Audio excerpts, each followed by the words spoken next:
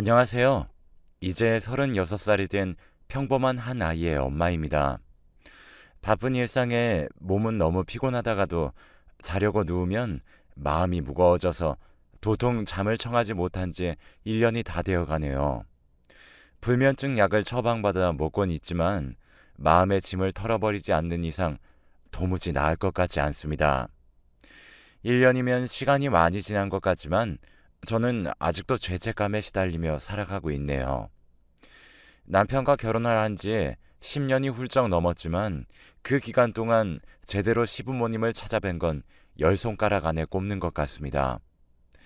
시부모님과는 처음부터 삐그덕거렸습니다.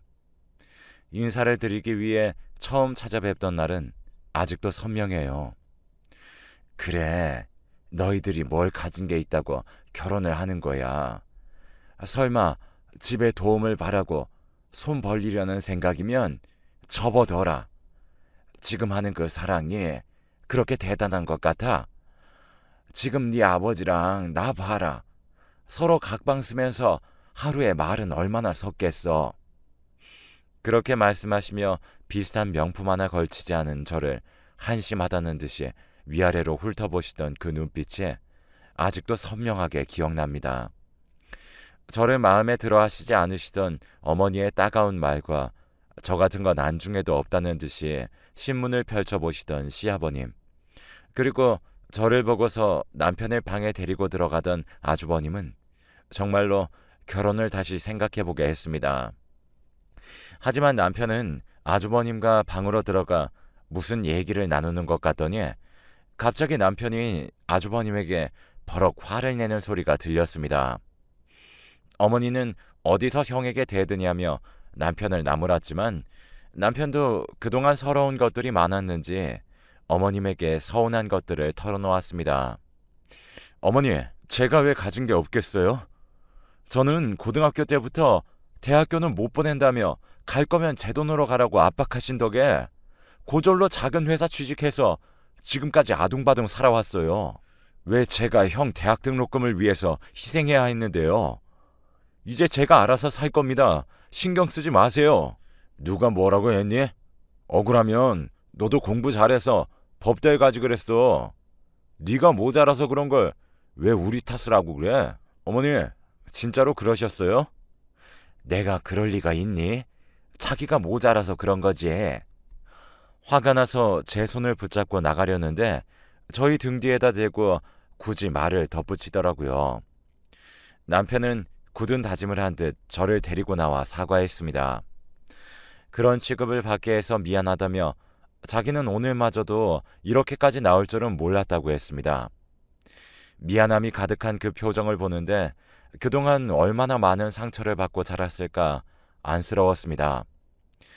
남편이 그러고 나온 후에도 가족들에게서는 전화가 한 통도 오지 않았고 상견례도 필요 없으니 결혼식 날짜와 시간, 장소만 문자로 찍어 보내라는 시어머니의 문자만 왔을 뿐이었습니다.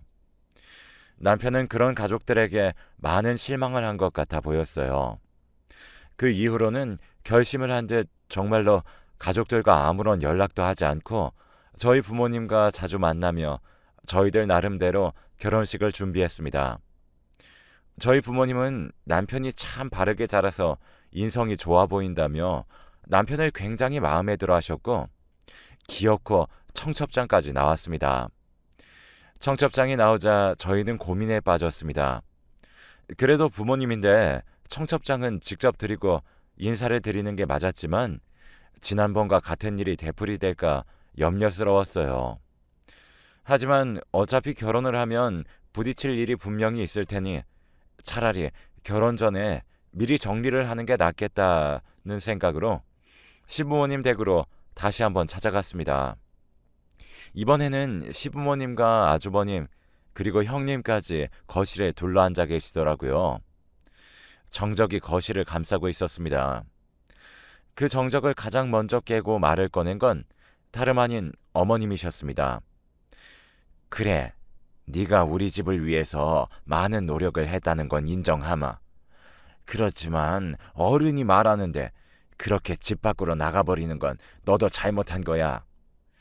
저번 일로 우리는 너희한테 너무 많이 실망했고 너희들이 결혼식을 올리는 비용 정도는 보태주겠지만 그 외에 어떤 금전적인 도움도 바라지 말거라. 그리고 이런 일들도 너희 형이랑 형수를 자꾸 부르는 일도 없도록 해라. 둘 다 판사라서 일도 바쁜데 고작 이런 일 때문에 시간 버리면 쓰겠니? 결혼 후에도 따로 찾아오고 할 필요 없다. 그냥 너희들끼리 알아서 살거라. 아주버님이 결혼하실 때까지도 남편이 준 돈으로 결혼식 비용까지 모두 해결하셨다는 걸 들은 저는 표정 관리가 도저히 안 되더라고요. 그런데 그런 저희는 신경도 쓰지 않으시는지 할 말이 다 끝나자 아주머님과 형님은 방으로 들어가 버리고 아버님은 TV를 켜서 뉴스를 보기 시작하셨습니다. 어머님도 외출을 해야 한다며 준비하셨고요. 저희는 제대로 된 말 한마디조차 하지 못해 답답해하고 있는데 어머님은 저희가 거슬린다며 얼른 집으로 돌아가라며 저희를 내보내셨어요. 저는 피도 안 섞인 남이라지만 남편은 그래도 집안의 막내 아들인데 이런 취급을 받는 것이 너무 마음 아팠습니다. 그 이후로 정말로 시댁과는 아무런 연락을 하지 않고 결혼식을 올렸습니다. 결혼식 날 양가 부모님은 처음으로 마주하는 것이었는데 저희가 인사시켜드리려고 하자 악수를 청하시는 저희 아버지의 손을 대충 잡는 신용만 하시더니 기본적인 인사치레만 하고 곧장 자리로 돌아가시더라고요. 결혼식이 끝나자마자 시댁 식구들은 모두 순식간에 돌아가 버렸습니다. 사진도 찍기 귀찮으시다는 걸 주위 사람들이 보는 눈이 있으니 어쩔 수 없이 찍으시고선 다시는 연락하지 말라며 뒤도 돌아보지 않고 가시더라고요. 그 이후로 저는 신혼여행을 다녀와서 그래도 며느리 도리는 해야 할 것 같아 전화를 드렸지만 몇 번 만에 겨우 받으신 어머니는 이럴 필요 없으니 연락하지 말라며 전화를 끊으셨습니다. 그 이후로 저는 따로 연락도 드리지 않고 남편과 잘 살아갔습니다. 금전적으로 풍족하지 않아 큰 집은 아니었지만 둘이 살기엔 딱 알맞는 크기에 두룸에서 남편과 저는 깨를 볶는 재미로 살았어요. 그런데 어느 날부턴가 속이 더부룩하고 소화가 잘 안 되는 것 같아서 병원에 갔더니 임신이라는 소식을 들었습니다. 제 손에 들린 산모 수첩과 초음파 사진을 한참을 들여다봤어요. 너무 감격스러워 남편에게 알리고 저희 부모님에게도 알린 후 그래도 아이가 생겼다는 건 알려드려야 하지 않을까 싶어서 시어머님에게도 초음파 사진을 보내드렸습니다. 지금까지 문자를 보내도 한 번을 답하지 않으시던 시어머니가 처음으로 곧 명절이니 집에 한번 들리라는 답을 해주셨습니다. 그 답장에 그래도 시어머님이 마음을 여신 것 같아서 괜시리 기분이 좋았습니다. 답을 받은 저녁에 남편에게 시어머니가 명절이니 집에 들리라고 하셨다는 걸 알려주니 남편은 정색을 하며 거길 왜 가냐면서 안 가겠다고 하는 겁니다. 나는 안 갈 거니까 당신도 가지 마. 거기 가서 또 무슨 말을 들으려고. 그래도 이렇게 답장까지 해주신 거 보면 또 달라질 수도 있는 거잖아. 이렇게 안 가면 당신 괜히 미운 털만 더 박히고 당신도 그러는 거 싫잖아. 설마 임신까지 했는데 안 좋은 소리 하시겠어? 그래도 손주가 듣는데. 남편은 끝까지 가는 것이 썩 마음에 들지 않은 듯해 보였지만 저의 긴 설득 끝에 아주 잠시만 다녀오는 것으로 합의를 했습니다. 그리고 명절 당일 시댁을 가니 온갖 전들을 붙이고 계신 어머님은 제가 거실로 들어오자마자 앞치마를 던져주시며 얼른 와서 도우라고 하셨어요.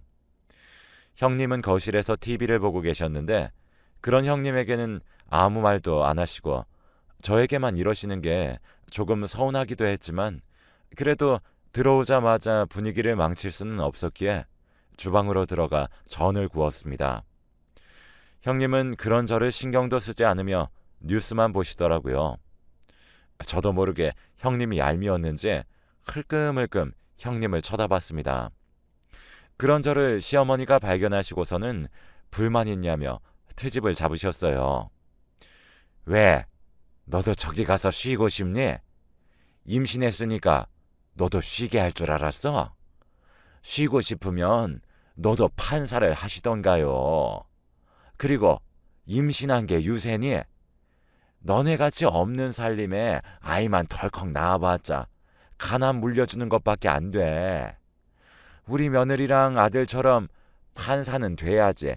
아이를 낳아도 앞날 창창하게 축복받으면서 큰 인물 되는 거지. 옛날부터 꼭 없는 것들이 생각 없이 아이만 가지고 뿌듯해하는 게 제일 이해 안 돼. 그 말은 들으면서 도저히 참기가 힘들었습니다. 짜증이 몰려와 저도 표정 관리가 힘들더라고요. 저도 곧 한마디 나올 것 같아서 참고 있던 와중이었네요. 남편이 아주버님과 이야기를 마치고 저를 돕기 위해 주방으로 들어오는데 뒤에서 아주버님이 하는 말에 도저히 참지 못하고 이번에는 남편의 손을 잡고 제가 시댁을 뛰쳐나왔습니다. 야, 네가 뭘 나를 도와. 너 같은 게 날 도울 처지가 되기나 해. 네가 지금 그렇게 사는 거 다 네 탓이지. 누굴 탓해? 뻔뻔스러운 아주머님의 말을 듣자 저는 들고 있던 뒤집개를 바닥에 내동댕이 쳤습니다. 모두가 깜짝 놀라서 저를 쳐다보더군요. 다들 너무하시네요. 저희 남편이 착하니까 참아주는 줄 아세요. 이런 사람들이 어디 가서 그래도 나름 배워먹은 사람들이라고 높은 자리에 앉아있으니 나라가 이 모양 이 꼴이지. 그리고 어머니, 자꾸 우리 며느리, 우리 아들 하시는데 저도 어머님 며느리고 남편도 어머님 아들이에요. 어쩜 같은 배로 낳으셨으면서 이렇게까지 두 아들을 차별하실 수가 있으세요? 그러니 첫째가 저 모양 저 꼴이죠. 어디 고마운 줄도 모르고 자기 잘났다고만 하는 사람 밑에서 얼마나 큰 힘을 나오나 지켜봐야겠네요.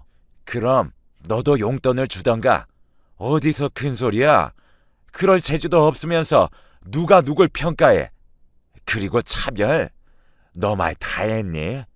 너 고작 임신했다고 예쁨 받을 줄 알고 여기 온 거 누가 모를 줄 알아? 참 너네는 능력도 없고 염치도 없구나. 그 와중에 콩고물은 탐이 나더니. 저희는 콩고물 바란 적도 없고 받은 적도 없네요. 안녕히 계세요. 처음에 어머님이 하신 말씀대로 다시는 찾아뵙지 않겠습니다. 그리고 저는 남편과 짐을 싸서 나왔습니다.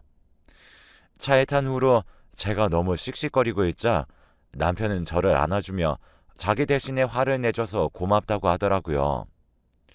도저히 이 기분으로는 친정을 가도 풀리지 않을 것 같아 남편과 저는 그냥 집으로 돌아왔습니다.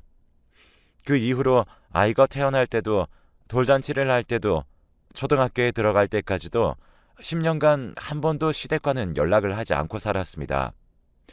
그래도 돌잔치같이 아이에게 큰일이 있으면 사진을 찍어서 어머님에게 보내긴 했어요. 여전히 답은 없었지만요. 그렇게 저희들끼리 행복하게 잘 살고 있었는데 아주버님이 어떻게 알고 저희 집으로 찾아오셨습니다. 그런데 저희에게 하는 말이 어머님이 폐암에 걸리셔서 이제 살 날이 얼마 남지 않았다며 돌아가시기 전에 어머님이 남편을 보고 싶어 한다는 이야기였습니다. 남편은 그게 무슨 소리냐며 이제 다 죽을 때 되어서야 찾는 자식이 맞기는 하냐며 자기는 보지 않겠다고 딱 자르고 아주버님을 쫓아냈습니다. 남편은 딱 잘라 말하기를 했지만 고민을 하는 듯 했습니다. 그 이후로 아주버님은 몇 번 더 찾아오셨지만 남편은 고민을 하면서도 여전히 만나지는 않겠다고 이야기했습니다. 그러자 어머님이 아픈 몸을 이끌고 직접 찾아오셨어요. 너희는 꼭 몸이 안 좋은 날에 여기까지 오게 해야겠어. 이래서 못 베어 먹은 것은 안 돼. 너는 할머니 보고 인사도 안 하니?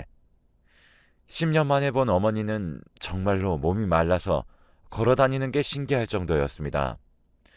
그리고 숨을 쉬는 게 힘드신지 말을 하는 도중에도 몇 번이나 숨을 몰아서 쉬셨습니다. 그런데 남편은 여기를 왜 찾아온 거냐며 당장 나가라고 소리쳤어요. 여기까지 찾아온 어미를 이렇게 내치는 몹쓸 자식이 세상 천하에 어디 있어? 지금까지 제가 어머니 자식이긴 했어요. 여기까지 찾아오신 거 보면 아직은 살만하신가 보네요. 얼른 돌아가세요. 그렇게 남편과 어머님은 실랑이를 벌였습니다. 10년 동안 어머님은 시댁에서 무슨 일이라도 당하신 건지 자기 말을 들어봐 달라고 하셨고 남편은 듣지 않겠다고 했습니다. 하지만 결국엔 남편이 두 손 두 발 들고 할 말이 있으시면 하라고 하시자마자 저희 소파에 털썩 주저앉으시더니 숨을 몰아쉬면서 그간의 상황을 설명하셨어요.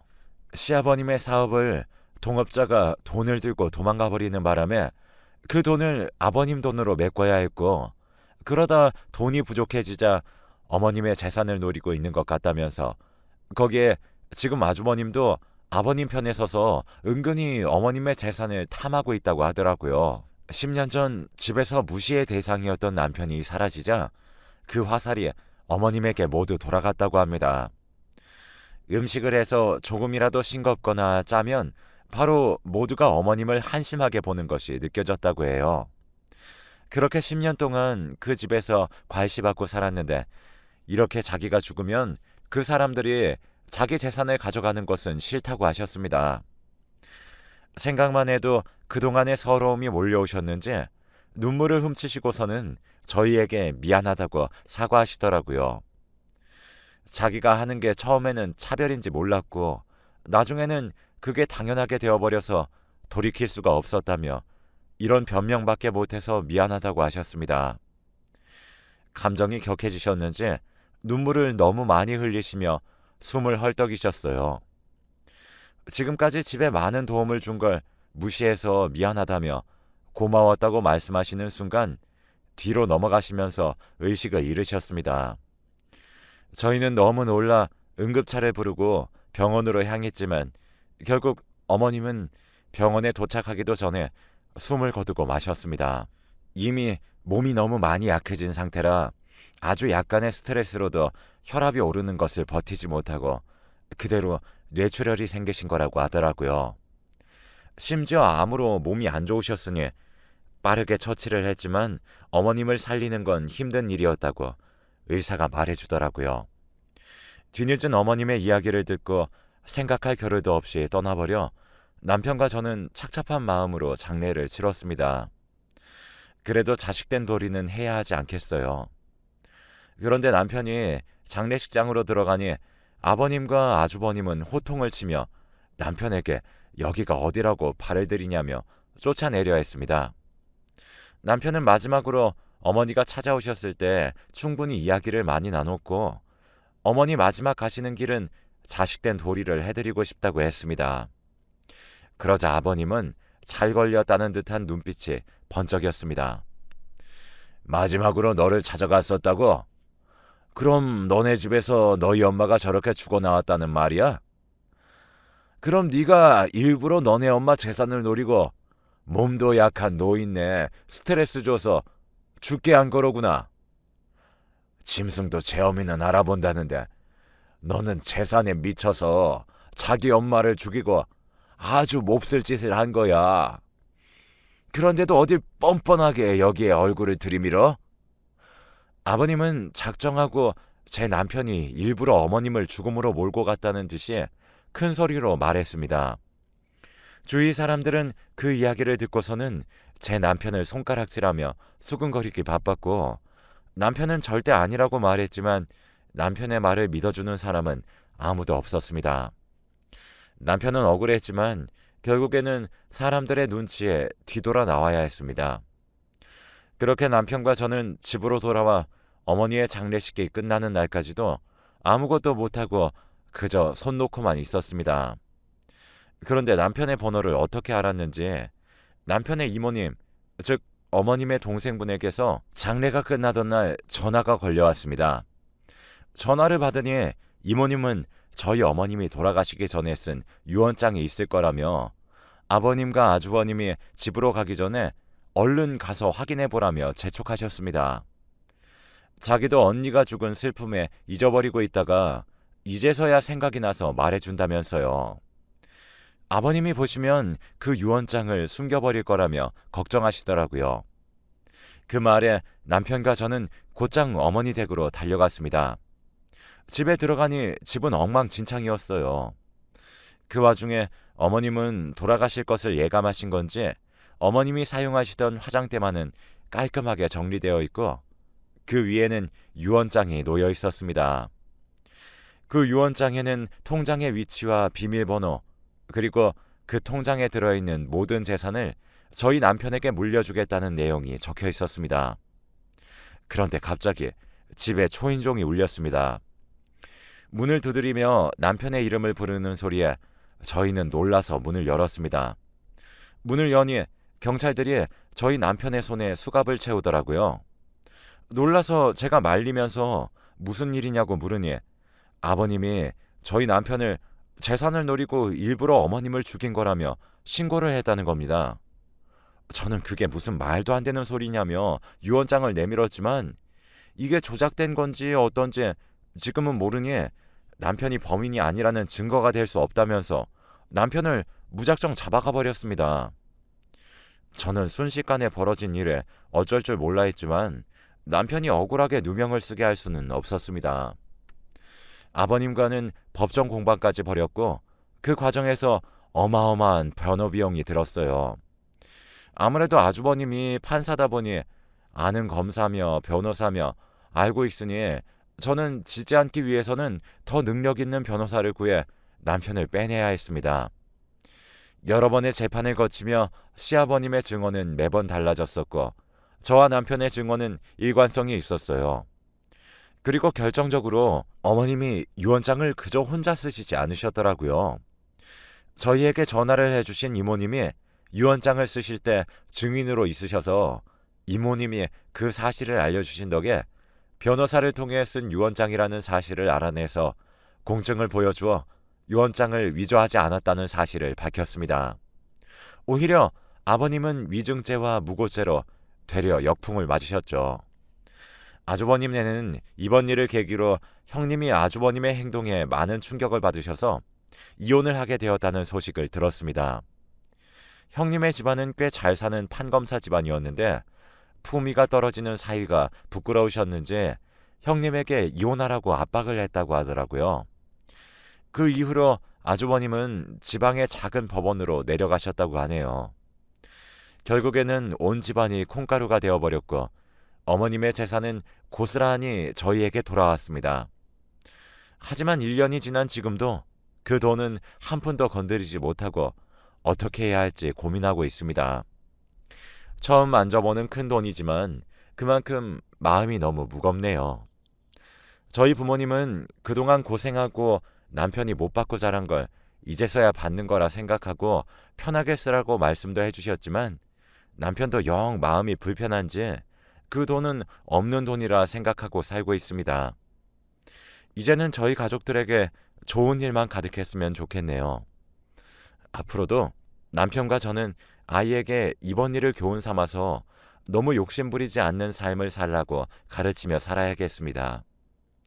이제는 과거의 기억은 훌훌 털어버리고 저희 세 가족 행복하게 살려고요.